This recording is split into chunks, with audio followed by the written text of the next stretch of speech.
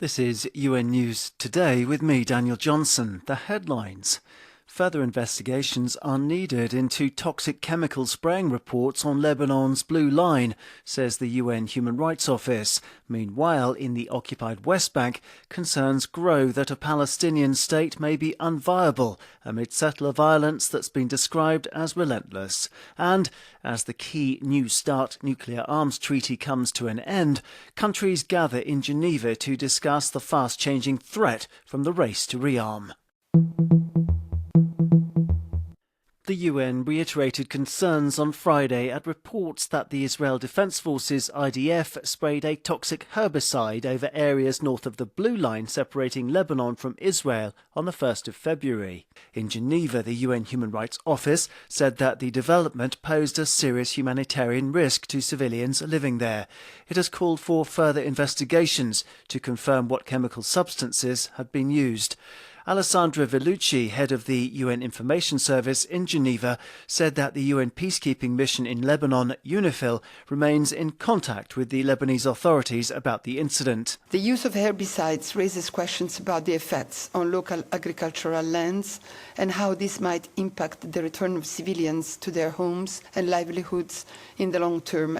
We remind the parties of their obligations under international humanitarian law and other possible legal frameworks. Any activity by the IDF north of the Blue Line is a violation of Resolution 1701. Reports attributed to the Lebanese authorities indicate that the herbicide is glyphosate and that samples taken from the sprayed areas where there is dense vegetation showed concentrations at 20 to 30 times the recommended level. To the occupied West Bank, where chances of a viable Palestinian state risk being undermined by the rapidly expanding number of illegal Israeli settlements, the UN Human Rights Office OHCHR has warned. Since last year, tens of thousands of Palestinians have been forcibly displaced across the occupied West Bank, said OHCHR spokesperson Tamim Al-Khitan. Relentless violence by Israeli settlers with the support and participation of Israeli security forces, as well as movement restrictions, are accelerating the forcible transfer of Palestinians. Further expansion of settlements will only entrench the racial segregation against the Palestinian people. Palestinians impacted by settler expansion include more than 32,000 people uprooted from 3 refugee camps as part of Israel's Iron Wall operation in the camps of Jenin, Tulkarm and Nur Shams. This is in addition to the relentless violence Palestinians face from settlers with the support and participation of Israeli security forces, Mr. Al-Khitan maintained.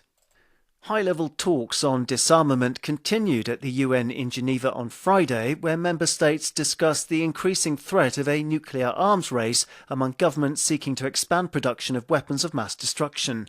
The development comes a day after a key non-proliferation treaty called New START ended between the United States and Russia. The agreement placed binding limits on the strategic nuclear arsenals of Russia and the US, but it is no longer fit for purpose, said US Under-Secretary of State for Arms Control and International Security Thomas DiNanno.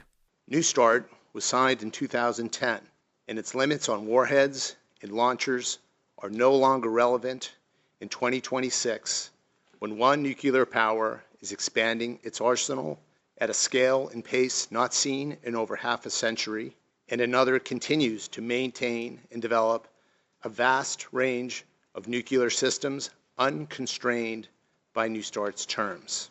In response, Russia highlighted that the country had suspended its participation in New START in February 2023, in part because of clear assistance from Western countries to Ukraine in striking Russian facilities, but also in light of Washington's allegedly accelerated development of missile defense capabilities.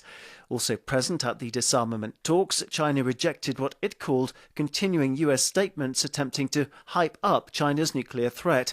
China follows a defensive nuclear strategy and a policy of no first use and has always kept its nuclear capabilities at the minimum level required for national security, the country's delegation said. The Conference on Disarmament in Geneva is the world's sole multilateral disarmament negotiating forum. Its efforts to pursue global controls on nuclear missiles and other weapons continue at its current session ending on the 27th of March. Daniel Johnson, UN News.